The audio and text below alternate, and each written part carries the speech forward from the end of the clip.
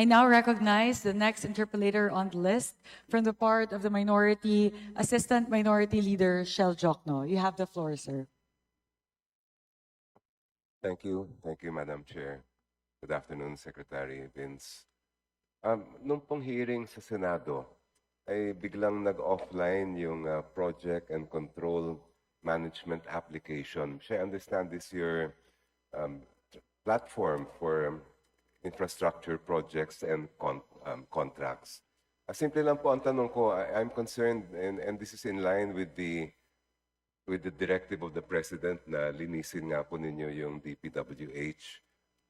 Sino po ang nag-iingat ng ebidensya at nagbabantay sa loob ng DPWH na walang mawalang mga documents, etc. that you will need in cleaning up the department?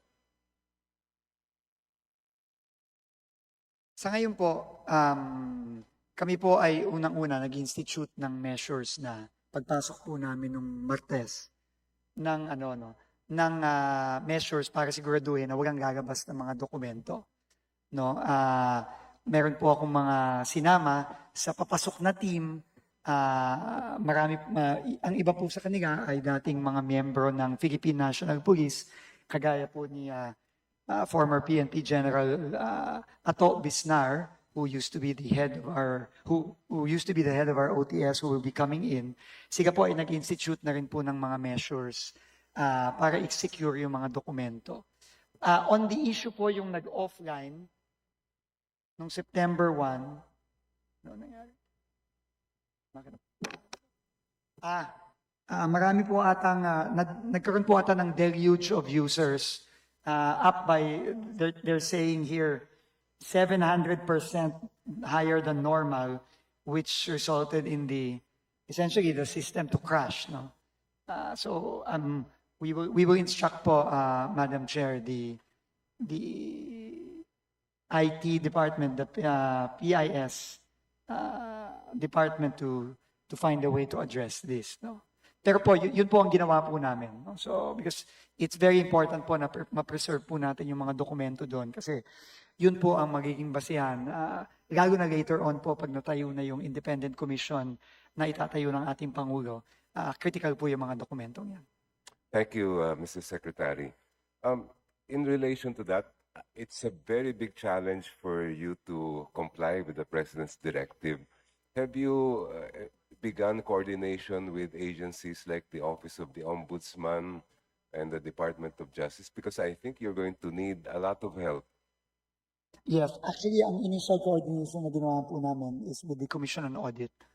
So we have coordinated our efforts, and in the next few days po, actually we will be initiating our recommendations together with the COA on some of the projects that have been discovered as anomalous. Pero tuloy-tuloy po yan, and we are looking forward po to the creation of the independent commission by the Office of the President para po sila po ang magiging katuwang namin dito sa clean up na gagawin po natin na pinag-utos po ng ating Pangulo. In relation to preserving the evidence, I just have a few suggestions given Of course, my background in the legal profession. Perhaps it would be good to, number one, consider asking the employees and officials of DPWH to execute waivers of the bank secrecy law. Although that's not part of the standard waiver SOP, I think there's no legal impediment to requesting them to do that. It may as well be good po to issue an order securing all government electronic devices, computers that may have been used by those who have been dismissed or who have retired or resigned. Because those are government property, wala pong right to privacy ang mga official na gumamit nun. And under the law and jurisprudence, you may access that and determine if there are communications there that are incriminating, magagamit po yon laban po sa kanila. In relation to that as well, it may be good to request the telcos to preserve records of the cell phones, especially, I'm not sure the practice in the DPWH, if those are government issued or not. But if they are government issued, again, there is no right to privacy on the part of the users or government officials, and you may access text messages, cell phone calls, even locations of at particular times if there are issues about who they met with or when they met with them. One last thing po, and again, this is just purely by way of suggestion. The Supreme Court has a rule on the issuance of cyber warrants that would apply to all offenses, including, I understand, corruption offenses that are done through the use of any kind of electronic or computer device. So if you come up with information or evidence looking in that direction, perhaps it may be something to consider to secure warrants to intercept electronic data or to obtain data already found in cell phones and other electronic devices. Thank you very much, and thank you, Madam Chair. Madam Chair, these are very, very important and very, very welcome suggestions, especially for the suggestions on securing the electronic devices. No, and I was just looking at former General Bisnar, and we will be doing that, as well as the cyber warrants. We will be coordinating po with General Bernard Yang of PNP Cybercrime to ask them to assist us on this. Sir, thank you so much po for those invaluable suggestions. Thank you very much, Representative Jokno. We'll move to our next interpolator. I now recognize Representative Brian Yamsuan.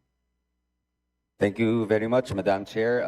This is just a manifestation, and also I would like to tell Secretary Vince na maraming salamat sa serbisyo mo sa bayan.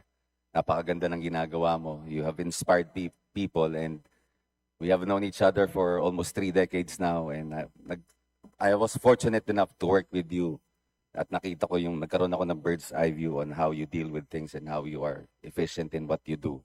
And because of that, Secretary Vince, ako bilang kinatawan ng ikalawang distrito ng Parañaque, I will give you a free hand to review all the projects in my district.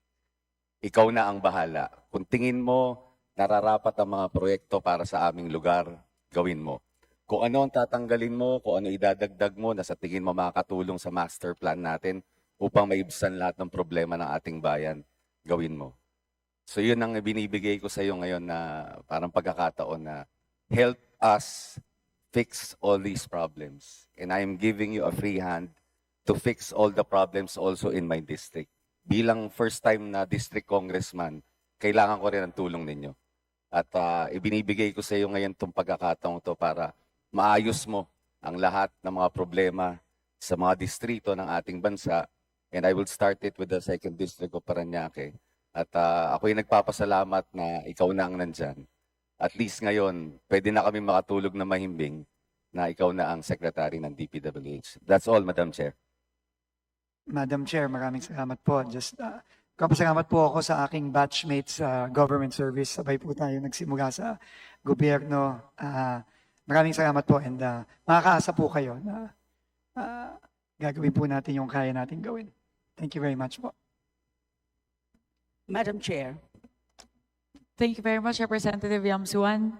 I would like to recognize Representative Laila de Lima. thank you for recognizing this representation. This is actually an adjunct to or related to my earlier parliamentary inquiry. Now, we were here this morning and we heard the questions so far, and quite understandable, the good secretary finding difficulty in answering many questions. Again, very understandable. Nasabi po ng secretary na siya mismo naguguluhan, siya mismo ay sumasakit ang ulo dahil sa pag-review ng proposed budget ng DPWH.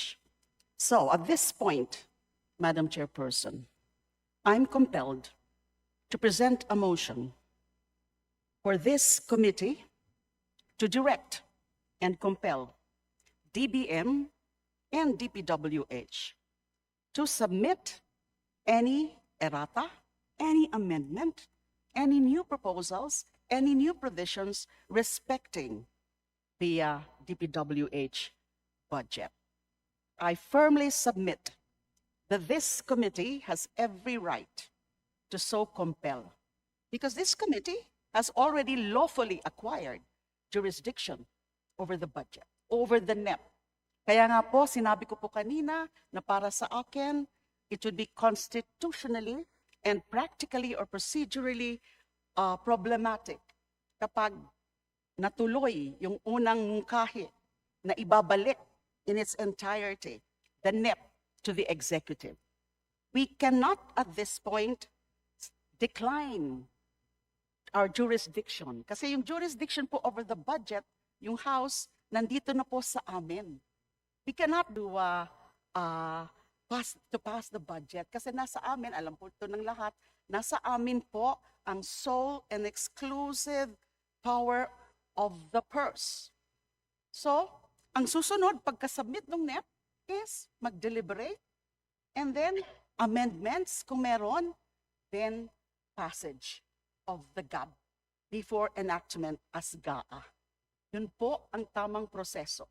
Now, in the meantime, na meron nga po tayong ganitong problema, hindi natin alam kung ano na magiging itsura ng budget ng DPWH after yung supposed review ng DBM alongside DPWH. In the exercise of its own exclusive duty, kami po, exclusive duty, and within our own competence, I move, Your Honors, I move, Madam Chairperson, to compel and direct DBM and DPWH to submit within a proper period, perhaps 1 week or 2 weeks, any correction, any new proposals, any new entries in the DPWH budget. And in the meantime, necessarily, as a consequence, I therefore move to defer or suspend the consideration of the budget hearing on the proposed budget of the DPWH to a later date to be determined by the committee. I so move, Madam Chairperson. I second the motion. I second the motion. There are two motions. So I will first rule on the first motion of Representative De Lima. The motion being to compel and direct the DBM and the DPWH to submit new proposals or revisions within a duration prescribed by the committee regarding the budget of the DPWH for fiscal year 2026. And thereafter, the submitted new proposals and revisions from the DPWH will be subjected to further deliberations and scrutiny of the Committee on Appropriations. Any second on the first motion? Second, Your Honor. It has been moved and seconded. The motion is carried. The committee thereby compels and directs the DBM and the DPWH to submit new proposals or revisions within a prescribed period with regard to the Committee on Appropriations. Their proposals with regard to the amendments to the DPWH budget for fiscal year 2026, and thereafter the said proposals and revisions will be subjected to further deliberations and scrutiny by the Committee on Appropriations. Madam Chairperson, before the voting, may I just clarify, is there a specific period that we have to impose on the compliance with our order? In I think terms it's of- necessary Yes. to impose a specific duration or period. Thank In you, terms Madam of the Chair. duration, Representative De Lima, I will put into context the schedule of the committee deliberations, which at the moment we are scheduled to end by September 16, so that we can move to the plenary thereafter. So in light of that, we are hoping to schedule the next hearing of the Department of Public Works and Highways within that week, the week of September 15 and 16. So in that case, would the Department of Public Works and Highways be amenable to a deadline of September 12 for the new revisions and proposals on the proposed budget for fiscal year 2026? Yes, Madam Chair. We will submit by September 12th, end of day, September 12th. Thank you very much, Representative Lima. Therefore, the motion and the ruling is amended to reflect that the prescribed period will be 7 days and that the Department of Public Works and Highways and the Department of Budget and Management will submit the said revisions and proposals by September 12. May I once again request Representative De Lima to reiterate the second motion?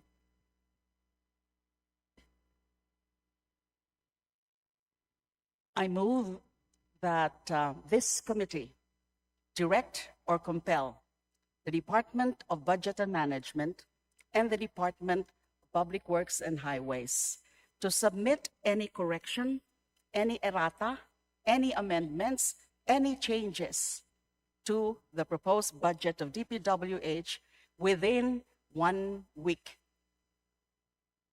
I'm sorry, the second motion? Thank you, Representative De Lima. Thank you very much. I'm sorry. The So second I take motion, it back please. because we have already voted on the first. Okay, so the second motion would now read as, I move to defer or suspend the consideration of the budget hearing on the proposed budget of the Department of Public Works and Highways to later date, not later than 1 week. September 16. Second the motion. Second, Your Second the Honor. motion. There, there is a motion to defer the consideration of the budget hearing on the proposed budget of the Department of Public Works and Highways to a later date, not later than September 16, and thereafter to be determined by the committee. It has been moved and seconded. The motion is carried. I move to defer the consideration, the budget hearing on the proposed budget of the Department of Public Works and Highways will now be deferred to a later date as determined by the committee, and that date being not later than September 16, 2025. Thank you very much, Madam Chair. Thank you. We would like Thank you, to, honorable members. to reassure, of course, the members of this August chamber as well as the public that once the DPWH submits the revised budget for the Department of Public Works and Highways, it will be closely scrutinized and deliberated on by the Committee on Appropriations on the later date. May I hear a motion for the suspension of the hearing? Madam Chair, I move that we adjourn. May I request to amend the said motion, not adjournment, but suspension. Madam Speaker, I move that we suspend the hearing of the Department of Public Works and Highways until Committee on...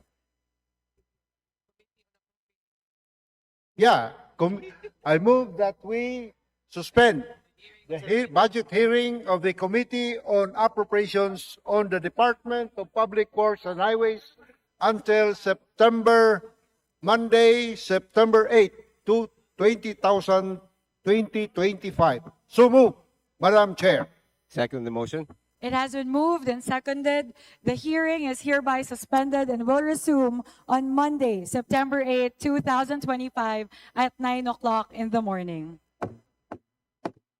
Thank you very much to our distinguished colleagues for your active participation today and to the Department of Public Works and Highways for invaluable